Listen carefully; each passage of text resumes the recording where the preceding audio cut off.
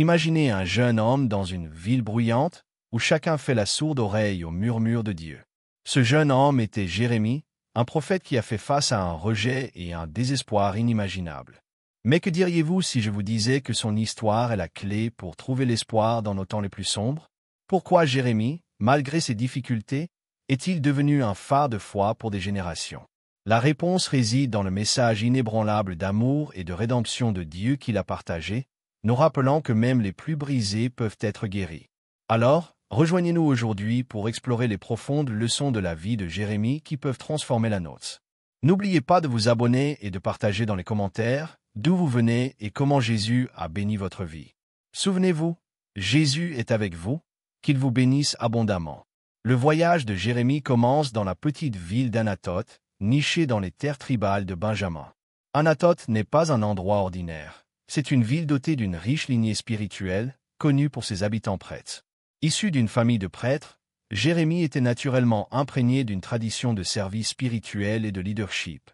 Cette lignée remonte à Abiathar, un grand prêtre de la famille d'Élie, ce qui lui a conféré une influence et une attente religieuse considérables.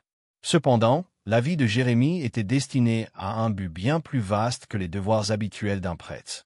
Dès ses premiers instants, et même avant sa naissance, Dieu l'avait consacré pour une mission divine et distincte. Dans les premiers versets du livre de Jérémie, les paroles du Seigneur sont claires. « Avant de te former dans le ventre de ta mère, je te connaissais. Avant ta naissance, je t'avais consacré, je t'avais établi prophète des nations. » Cette déclaration profonde de Dieu constitue le fondement de la vocation de Jérémie et constitue un fil conducteur tout au long de son récit. L'idée d'être choisi par Dieu pour un but aussi extraordinaire pouvait sembler un honneur. Mais pour Jérémie, cela inspirait d'abord réticence et appréhension. La perception qu'il avait de lui-même, alors qu'il était encore jeune, ne correspondait pas à la vision grandiose que Dieu lui avait révélée. « Ah, Seigneur, Seigneur !» s'exclama Jérémie, « je ne sais pas parler, je suis trop jeune. » Sa réticence rappelle d'autres personnages marquants de l'histoire biblique, comme Moïse, qui hésita devant le buisson ardent, ou Gédéon, qui doutait de sa capacité à sauver Israël. Cette hésitation révèle l'humanité de Jérémie, faisant de lui un personnage profondément attachant et authentique pour quiconque a déjà été confronté à des attentes démesurées. L'appréhension de Jérémie met en lumière un thème récurrent dans les appels divins des personnages bibliques. Dieu choisit souvent des candidats improbables, ce que le monde pourrait négliger ou juger inadéquat, pour accomplir ses desseins. À travers leur faiblesse perçue, Dieu démontre sa force et sa sagesse. La responsabilité confiée à Jérémie était considérable. Il était appelé à s'adresser non seulement à son entourage immédiat, mais aussi, plus largement, aux nations. L'ampleur de sa mission souligne la portée universelle de ses messages, destinés à transcender son public local et à résonner à travers les âges. Un aspect crucial de l'appel de Jérémie était son timing. Son ministère prophétique débuta sous le règne du roi Josia, une période rare de réforme et de renouveau religieux dans le royaume méridional de Juda. La campagne de Josia pour restaurer le culte de Yahvé et éliminer l'idolâtrie offrait un contexte propice à la communication divine, et le message de Jérémie s'inscrivait parfaitement dans ces réformes. Cependant, malgré la conformité extérieure observée sous le règne de Josia, le cœur du peuple resta souvent insensible à une véritable repentance. L'appel de Dieu à Jérémie pour être son porte-parole arriva à un moment crucial, l'invitant à une véritable transformation spirituelle, et non pas à une simple conformité extérieure. Le lien profond de Jérémie avec Dieu transparaît dans l'assurance audacieuse avec laquelle il accepte finalement son appel. Les assurances divines, comme la promesse de Dieu de le délivrer et de le protéger de ceux qui s'opposeraient à lui, renforcent sa détermination. « N'aie pas peur d'eux, car je suis avec toi et je te délivrerai, » déclare le Seigneur. Ces assurances mettent en lumière un principe crucial du récit des appels divins.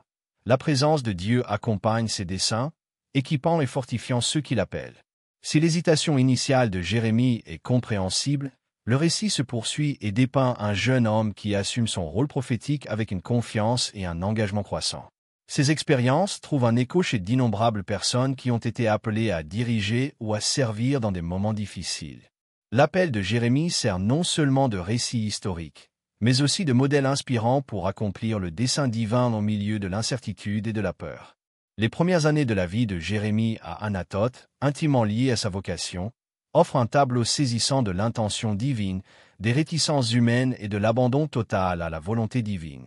Son histoire, marquée par sa mise à part avant sa naissance, son sentiment d'infériorité, puis son acceptation d'une mission difficile, continue d'inspirer et de raisonner.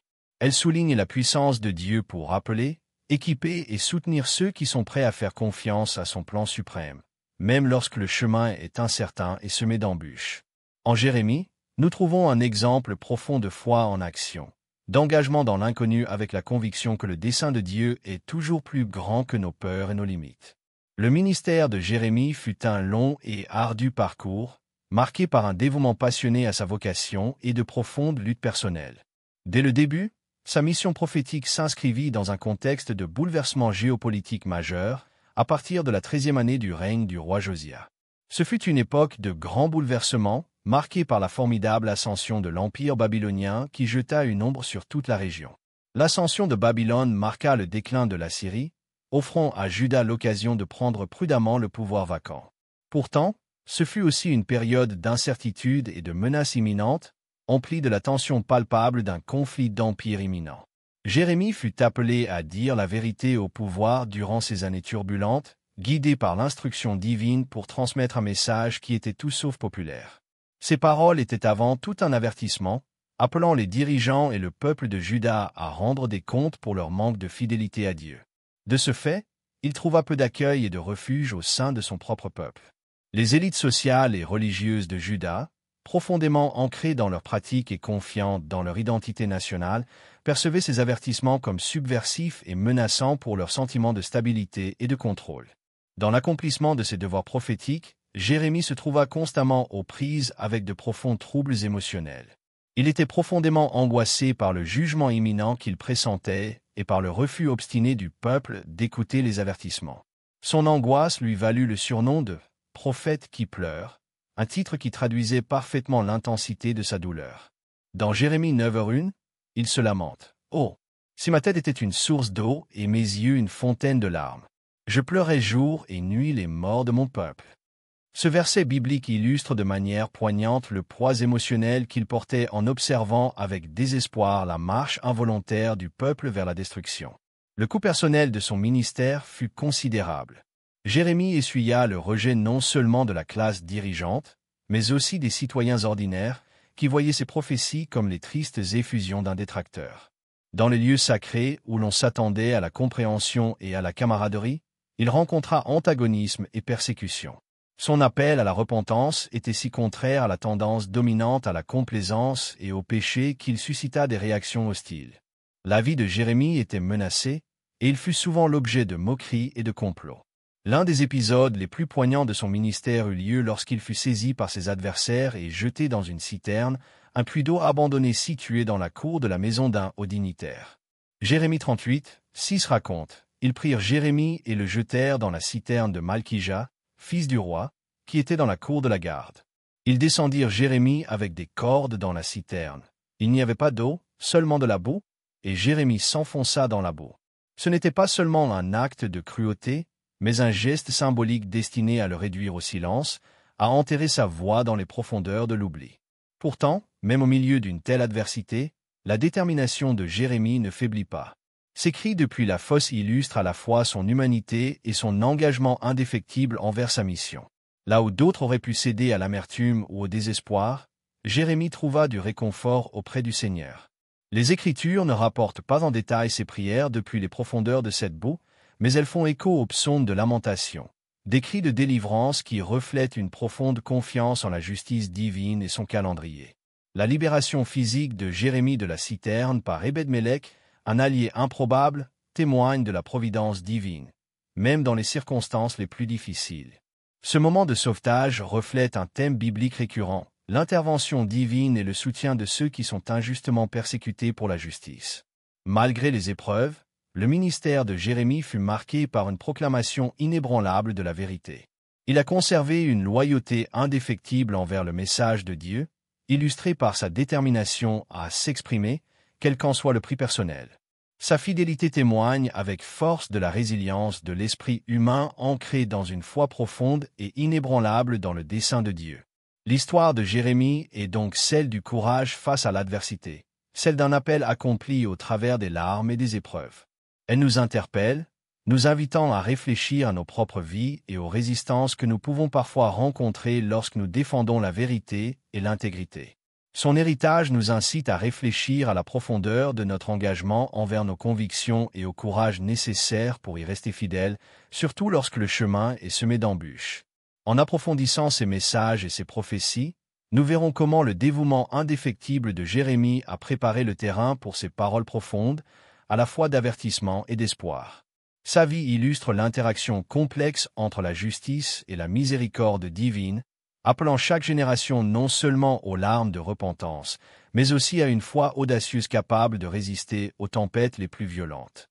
Jérémie résume le combat et le triomphe de l'appel prophétique, témoignant de la puissance durable d'une vie vécue en réponse fidèle à la voix de Dieu. Jérémie, souvent surnommé le prophète qui pleure, s'est vu indéniablement confier l'une des missions les plus ardues des récits bibliques. Ses messages et ses prophéties étaient d'une clarté crue, empreints d'urgence, mais empreints d'un profond espoir de transformation. Ancré dans l'appel divin à éveiller le cœur du peuple de Juda à la repentance, l'appel poignant de Jérémie tournait largement autour de la tension entre le jugement imminent et l'espoir trouvé dans la miséricorde divine. Au cœur des déclarations prophétiques de Jérémie se trouvait un vibrant ensemble de messages appelant la nation de Juda à reconnaître son propre échec spirituel. Son appel passionné à la repentance ne visait pas seulement à éviter le châtiment. C'était une invitation à une véritable transformation intérieure. À maintes reprises, Jérémie a fait écho au désir de Dieu de voir son peuple revenir à lui, abandonner ses pratiques d'idolâtrie et de rébellion, et se tourner vers une vie d'obéissance et de justice. La métaphore prophétique de Juda, épouse infidèle, traduit à la fois la profondeur de la tristesse de Dieu face à leur infidélité spirituelle et son amour éternel, malgré leur infidélité. Les avertissements de Jérémie concernant la destruction étaient terribles, mais intimement liés à la réalité, car il vivait dans une période géopolitique troublée. Alors qu'il annonçait la menace imminente d'une invasion babylonienne, ces avertissements n'étaient pas de vaines menaces, mais le fruit d'une compréhension divine des conséquences des choix de la nation. Ces cris, souvent ignorés, rappelaient la nature inébranlable de la justice divine. Pourtant, cette justice invitait à éviter la catastrophe par le réalignement et la repentance. L'un des récits les plus marquants de l'œuvre prophétique de Jérémie est l'analogie du potier et de l'argile, au chapitre 18. Cette image saisissante offre un regard intime sur la souveraineté de Dieu et son désir de cœur souple. Dieu ordonna à Jérémie d'observer un potier au travail. Cette scène devient une parabole de la relation de Dieu avec son peuple. Dieu est le potier, et le peuple est l'argile. Si l'argile est inflexible, elle sera remodelée selon la volonté du potier. Jérémie saisit ici une vérité profonde, la volonté de Dieu de remodeler et de remodeler, si l'argile, symbole du cœur de la nation, accepte le changement et la repentance. Cependant, au milieu du récit constant de la destruction, Jérémie apporte également des messages d'espoir, une vision de restauration et de rédemption qui brille à travers ses prophéties comme un phare dans la tempête. L'un des messages les plus transformateurs de Jérémie est la prophétie d'une nouvelle alliance, décrite au chapitre 31. Contrairement à l'ancienne alliance écrite sur des tables de pierre, la nouvelle serait gravée dans les cœurs. Cela annonce une époque où la connexion avec Dieu transcenderait le simple rituel, se concentrant plutôt sur une relation intime et personnelle avec le divin. Cela suggère une promesse de pardon et un renouveau de l'identité spirituelle, témoignage de l'amour indéfectible de Dieu. Cette idée que la miséricorde divine était toujours présente, prête à guérir et à restaurer, offre un contrepoids au thème du jugement. Les prophéties de Jérémie n'étaient pas dénuées d'espoir, mais pleines d'un élément prospectif, la vision d'un reste qui s'élèverait, purifié et châtié, vers une nouvelle aube de fidélité. Au milieu de ces lamentations, se glisse l'assurance divine que la grâce était toujours à la portée de ceux qui la recherchaient sincèrement et de tout leur cœur. Le rôle de Jérémie en tant que prophète était une interaction complexe entre la déclaration de la gravité de la situation critique du peuple et la promesse de la compassion divine. L'ampleur de son œuvre interpelle les croyants contemporains et les invite à réfléchir à ce que signifie vivre en conformité avec la volonté divine, non seulement comme un devoir, mais comme une expression de confiance et d'amour envers un Dieu qui continue de façonner la vie selon son dessein. Les messages de Jérémie sont d'une pertinence durable, nous incitant à l'introspection, nous exhortant à un retour à la sincérité dans la foi et à une ouverture à la réforme spirituelle. Sa vie invite ses disciples à s'interroger profondément sur ce que signifie s'abandonner aux mains du potier, se laisser transformer par l'amour et la sagesse divine. Tout au long de ses messages, Jérémie demeure un symbole inébranlable de la patience inébranlable et de la miséricorde infinie de Dieu. En nous exhortant à la repentance, il nous appelle à embrasser la plénitude des promesses de Dieu, invoquant une relation d'alliance qui ne se limite pas à la correction, mais avant tout à la transformation et à l'espoir, un avenir renouvelé par la conversion totale des cœurs à Dieu. L'héritage de Jérémie, bien que façonné au cœur des épreuves et des persécutions, continue de briller comme un phare de résilience spirituelle et de profonde sagesse. Les messages profonds qu'il a délivrés, mélange d'avertissement et d'espoir, ont traversé les siècles, devenant pertinents dans le monde d'aujourd'hui avec actualité et urgence. En nous plongeant dans l'héritage qu'il a laissé, nous reconnaissons un prophète dont la vie et les paroles demeurent une lumière directrice au milieu des complexités et des dilemmes moraux de notre époque. La vie de Jérémie témoigne de la puissance d'une foi inébranlable au milieu des épreuves. Le parcours du prophète fut tout sauf facile. Il affronta la dérision, l'emprisonnement et l'isolement alors qu'il proclamait ses messages divinement inspirés. Pourtant, sa confiance inébranlable dans le dessein divin constitue un puissant témoignage pour les croyants modernes.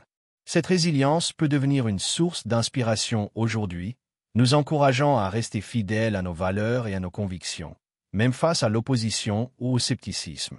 À notre époque, où la satisfaction immédiate et les engagements fugaces éclipsent souvent les vertus de la patience et de la constance, la patience de Jérémie est un témoignage de résistance. Il a appelé à la repentance et à un changement de cœur, même lorsque ses paroles semblaient rester lettre morte. Sa vie nous encourage à persévérer dans le bien, à vivre dans la droiture et à croire que nos efforts inspirés par la foi ne sont pas vains. L'histoire de Jérémie invite le public moderne à la réflexion. Comment rester ferme dans nos convictions, malgré les pressions qui nous poussent à nous conformer à des normes sociales qui pourraient contredire nos croyances? L'appel de Jérémie à la repentance et à une véritable transformation du cœur n'a rien perdu de son urgence ni de son importance dans le paysage spirituel actuel. Tout en mettant en garde avec véhémence contre les conséquences du non-respect des commandements divins, il envisageait également un avenir où la grâce divine prévaudrait. Son message de rédemption et l'établissement d'une nouvelle alliance nous rappellent un Dieu éternellement miséricordieux et pardonnant, désireux d'entretenir une relation d'amour avec son peuple. À une époque où les fractures sociales et personnelles semblent souvent insurmontables, l'assurance de Jérémie que la transformation et la réconciliation sont possibles grâce à l'amour et à la grâce divine demeure une promesse puissante.